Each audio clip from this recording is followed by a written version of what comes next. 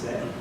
I want to hand it over to Mike and Laura. Mike and Laura are people that I think I have known since the Cube opened up here, which has been, what, a year and a half or so? David was the first person to introduce me to Laura, saying that I have this interest in building, a community of biobusiness people, and there's one in the Cube already, and I had no clue. So it was nice to sit and chat for the time we were in the Cube, and I've always been curious about what you've been working toward, and I was really happy when you guys reached out and wanted to do the very first demo of their product here tonight in public. And I think that's really brave and really awesome that they would do it. So they promised me there'll be no hiccups. No. So I'll just hand it over to them, and they'll show you everything there is about InControl and their product HairGuardian. Thanks, Jay. Well, it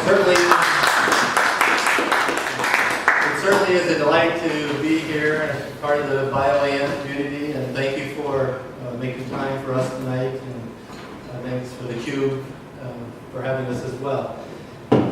So we're going to talk about our HairGuardian product, the device you see in front of you, and what it does is has scalp cooling to help save your hair if you're undergoing chemotherapy.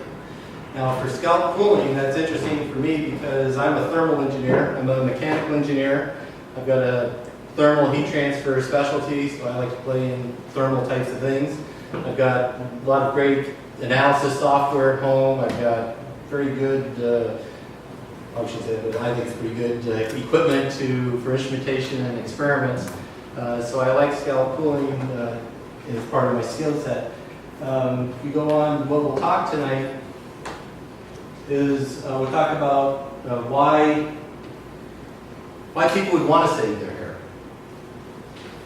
Then the science behind how does scalp cooling work to save your hair while undergoing chemotherapy. We'll do the demo here in front, and we'll give a big picture perspective and then follow up with questions and answers. Okay, so I'd like to start by asking you to share some reasons that you can think of why a person might want to keep their hair from falling out during chemotherapy. Anybody? Self-conscious. Pardon? Self-conscious. Yeah, self-conscious. Sense of self. Pardon? There's a sense of self. Sense of self. It's just who I am. Who I am, yeah. I am without hair. That's true. Right? They feel sick. Yeah. Yeah, you feel sick and you don't want to look at yourself and see sick. You're already dealing with a pretty big stressful situation that, having to deal with your appearance not being stable and the same is really difficult. I've heard people say, I don't want to scare my kids. I want to keep everything, as I said, as stable as possible. Maybe privacy, maybe you don't want the people at work to know that you're going through chemotherapy. There have even been some published reports of people who have refused treatment because they were going to lose their hair. I know, I'm going to just touch on this, but it's deeper than vanity. I think we all get that this doesn't define us. It's what's under this. It's what's in our mind, what's in our hearts, what we do. Those are the kind of things that define us. But, I think we all put forth an appearance to the world that we're kind of comfortable with, the persona we project. And when we don't have control over what that is or that gets dented, that can be a little scary. Going deeper than that is more effort, more trust, and you can feel exposed and vulnerable. And when you're already feeling very vulnerable, you don't need more of it. So there are lots of compelling reasons to save your hair during chemotherapy. And we're going to go on now to more of the science behind it. So chemotherapy is just a term used to describe the drugs that are used to treat cancer.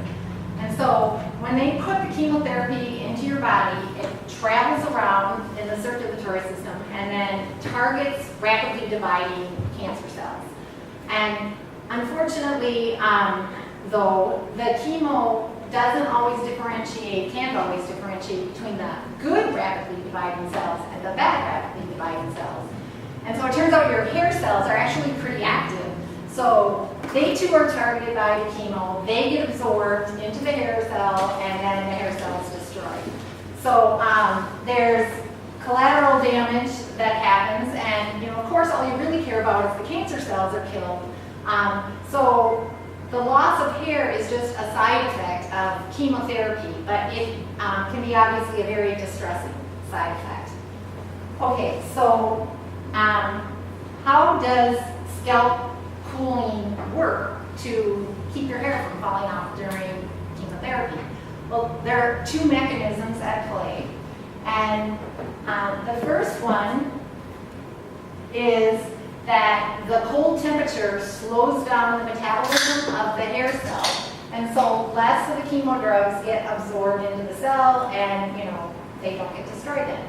And then the other thing that's going on is that the cold temperature reduces, it constricts your blood vessels and reduces the circulation, and so there's less flow of the chemo going around in your scalp, and that's also a good thing.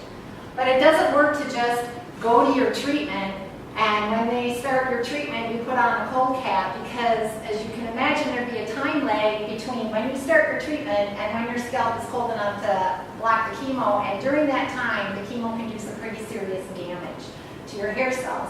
So you have to arrive to your treatment with your scalp already at the cold temperature. So there's really three phases that we talk about with scalp cooling. And the first one is the cool down or pre-treatment cool down phase, that you have to have the scalp cooled, and generally 20 minutes to maybe an hour. It just depends on your level of comfort. Shorter than 20 minutes. A couple of times when we were doing tests and we did a rapid cool down, I said, I don't care if I lose every hair on my head. I cannot take this pain. A rapid cool down is very, very painful. So we say 20 minutes at the fastest, but up to an hour depending on your level of comfort. And then, of course, you have to keep it cool throughout the treatment as the drug is circulating around. And then when the treatment's done, though, you're not done cooling, because these drugs hang out in your circulation for a while. They just don't disappear when the infusion stops. So there's post-cooling that you need to do, and that can be short to long. It's just a function of the kind of drugs that you're getting and the dosage of the drug that you're getting. So let's see. Did I miss those? I just talked about those. Okay. I want to go spend a little bit of time on indications for use, and one thing that not everyone always realizes is that not all chemotherapy causes hair loss. Some it doesn't, so of course you wouldn't be doing scalp cooling if you're not going to lose your hair in the first place. And secondly, not all cancer situations are appropriate for scalp cooling. And the bottom line is that if you are diagnosed with cancer, you need to have a discussion with your oncologist to see if scalp cooling is appropriate for your situation. Okay, so All right, we're at that time of the demo, so she's going to move on over to starting the HairGuardian application, which is an iPhone application that's now available on the Apple Store. So we'll go with Bluetooth low energy from the device, from the mobile device, to the HairGuardian device, which you see here, that also has the other end, Bluetooth low energy communication. And later we can talk about what does it take to get the app on the store when you can't really evaluate the app unless you're connected to the hardware. And maybe you notice we do have an Apple sticker on it, as they took our hardware for a while to evaluate it. All right, so ordinarily on the very first time you're going to use the system, you have to pair the device. We've already paired it, so this is the first screen you get launching the screen, the HairGuardian. But let's go into the Info tab, where there's the user manual, just to show you how to pair up. You would first really see this screen where you have to type in the serial number of the device. Every device is going to have a serial number. The user is going to have to type that in. After typing it in, it'll say you paired, success, everything is good. Then you need to prepare the hardware part of the system, which we've already done. They're showing here, and there's ice in here already.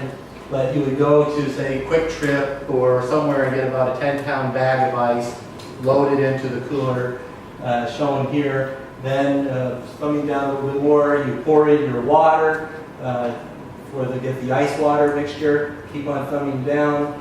Now you can kind of see that would be an appropriate filled system that would handle you for the pre-cooling phase, the treatment phase, and the post-treatment phase. So we're all ready to go. So if you're doing this at home, you can hook up the battery, which is on board, and hook it to your car. You can move yourself to the clinic. If we thumb down a little bit farther, you could conversely plug into, like we have here, into the wall. And so this is showing you plug in the device. And then the next one, I think, shows the AC adapter. You thumb down to that. Yeah, so that it just uses a conventional 120 volt to 12 volt, the 12 volt system. Okay, so now let's go back to the app. So we've done all that already, got the ice ready, we've got the system ready. So now let's connect. All right. We've got a Bluetooth communication error. Let me make sure that my Bluetooth is on. Oh, it's off.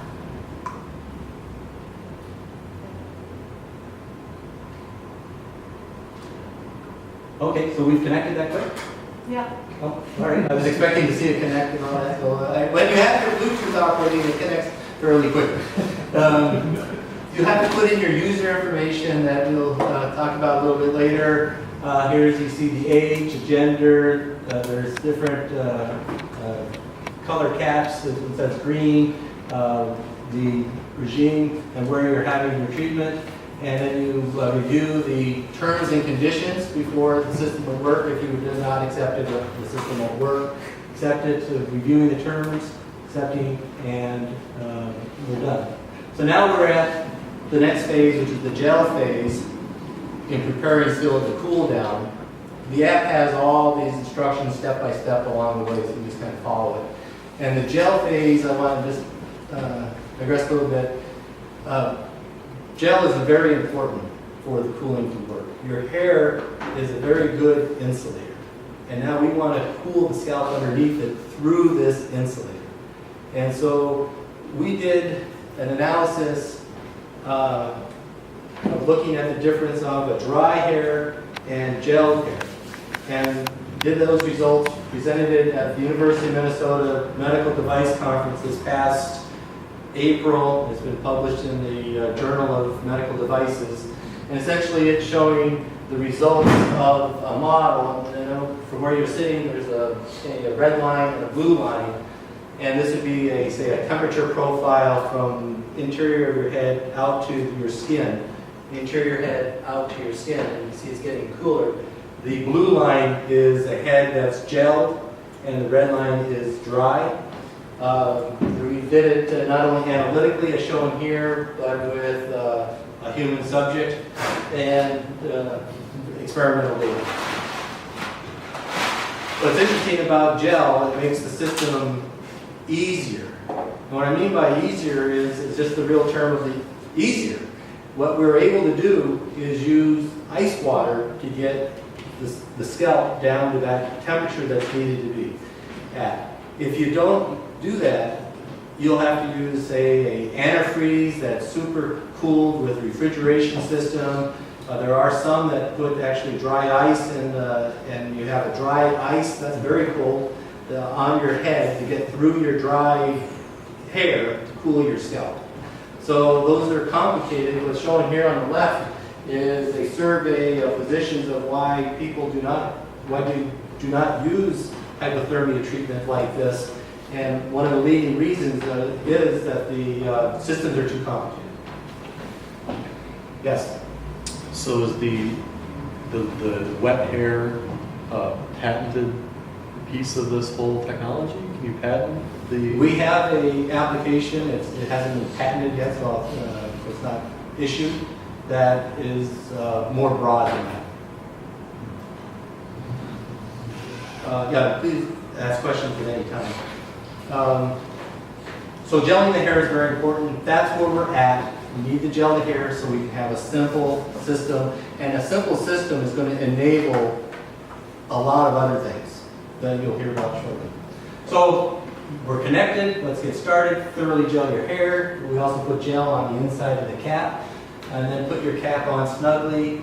And if you may need to put a chin strap down to help hold the cap down, let's check fit. How's it all working? The cap has thermistors. Here you can see a temperature in the upper right, 73 degrees. I should say that we are not, since we aren't using a real person in the demo, we have a pseudo temperature sensor on the table here that she'll adjust to go pretend like we're cooling and things like that, just to make the 6-hour demo through the duration here.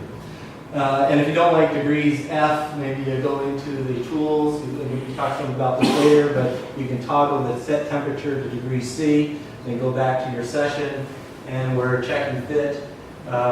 She's at 22.9 right now. All right, we're cap is fit snugly, so we're good to go. So we dismiss that. How does it determine the snugness? We have multiple sensors in there, and there's a criteria that we're looking for. The one thing that I should say is that the gel also provides,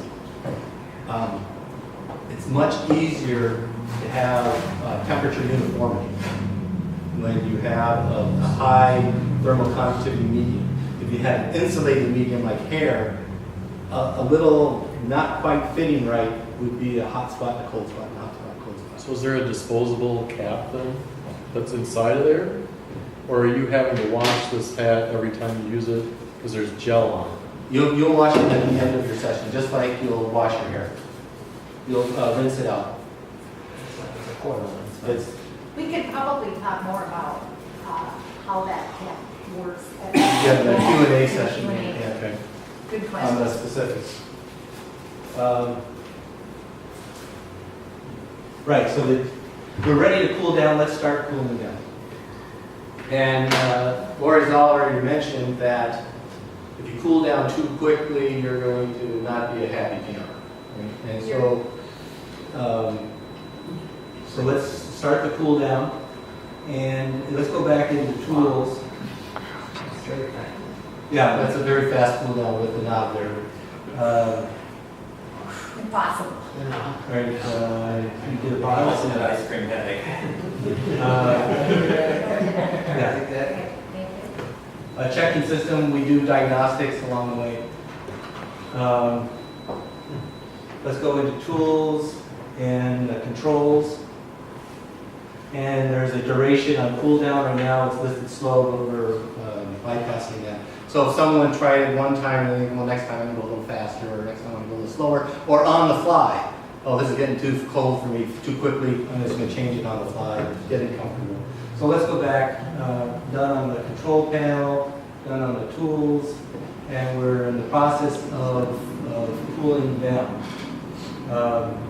And again, we're looking at all the sensors, and now our cool down is complete. So that was, what did that feel like? About 45 minutes?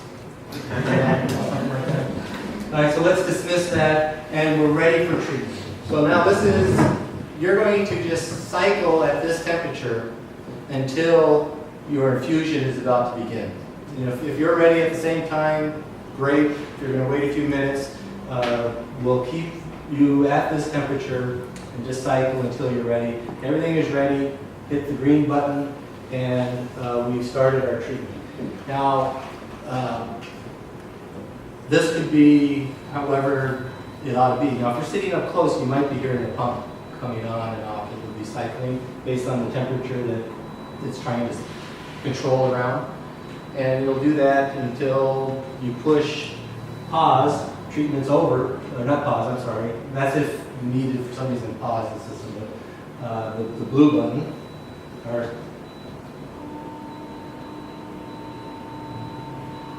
all right, we're in post-treatment,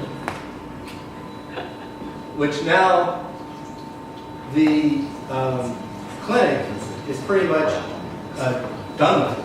right? We've given you your medication. Well, maybe we want to clear up this site for another user. But instead, if you don't have the HairGuardian system, you may need to stay there for, now here, just an interrupt, and I'll come back to what I was saying. We just got notified that we went over temperature. So just playing around with the temperatures is to show some of the features. So if you go too hot, too cold, alarms will go off, and you can look into it.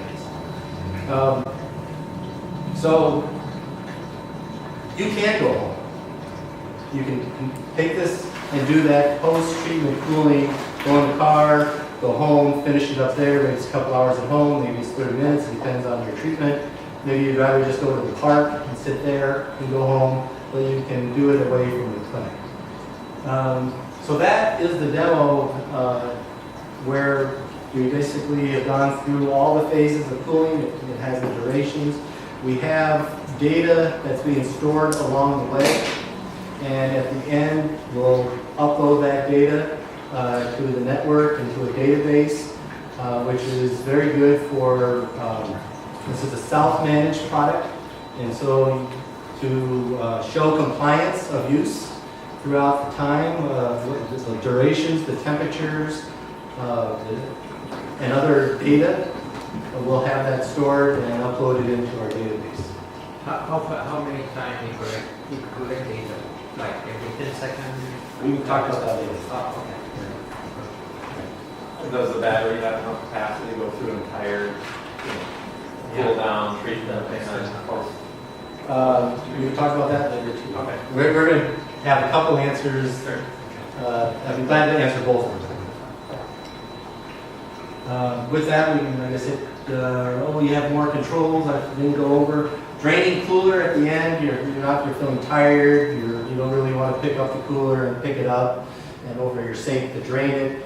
Once it all melts your ice, you can basically take your cap off, put on, those are dripless disconnects, so you have to put on another little adapter so there's an opening, put the hose into your sink, run the drain cooler. It'll go, you can walk away from it, don't worry about it, it'll go until it's drained, it'll turn itself off, and you do just have to clean the cap for your next use and store it.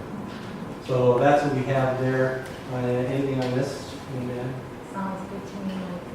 Okay, so we'll go back to, Okay, so yeah, now we're gonna just take a step back. Yeah, go ahead. Sorry, quick question, I may have missed it. How do you know how cold you need the cap to get to have it be effective? How I know, like, I can withstand this temperature, but how I know it doesn't need to get colder? Good question. And there's literature out there. This has been done in Europe for a number of years, I think 20 plus to even 40 years. So they've collected data that says the temperature range can be, I think, 15 to 22 in that neck of the woods, so the air on the Degrees colder side. C. Degrees C, yeah. Okay, so you just went through a detailed demo from the user perspective, so we're going to just take a step back and look at the HairGuardian from the healthcare delivery perspective. So we're going to look at what it means for the patient, the clinic, and the provider. So advantages for the patient are that it's available quickly, so you can learn of cancer diagnosis on Monday, talk with your oncologist, learn that scalp cooling might be for you, go home and order it and have it ready for your first chemo that week. It's accessible anywhere, so your clinic doesn't have to have any scalp cooling equipment. You can be anywhere as long as they sell ice. Let's see, it's portable, it's self-managed, it's very convenient. Those portable and self-managed work so well that there are companies now that do home infusion of chemotherapy now that you could have this just right at home and go through all of it. And because it's so simple, it's affordable, and I really like that. Okay, advantages for the clinic. No training is needed for the staff. That's really nice. There's no need for the clinic to purchase, store, or maintain any scalp cooling equipment.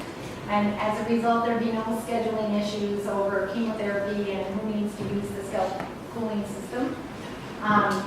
No need to manage pre- and post post-treatment cooling, so the patient is there for the minimal amount of time. That's good for the clinic, but that's also really good for the patient. As Mike said, you know, you just don't really want to hang out any longer than you have to at the clinic. Advantages for the provider or the oncologist are that this allows a treatment option for one of the most distressing side effects of chemotherapy. It would be accessible to any of their patients. Again, if their clinic doesn't have it, it doesn't matter. It's easy for patients to use.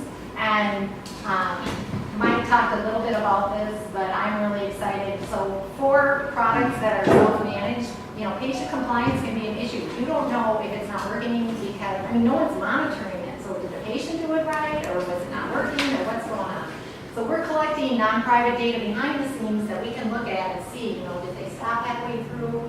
You know, we can find out why. Was it uncomfortable, or did the temperatures stay too high for too long, or what? So I'm really excited about that part. And that brings us to, you know, questions. We want to allow time for questions, comments. I mean,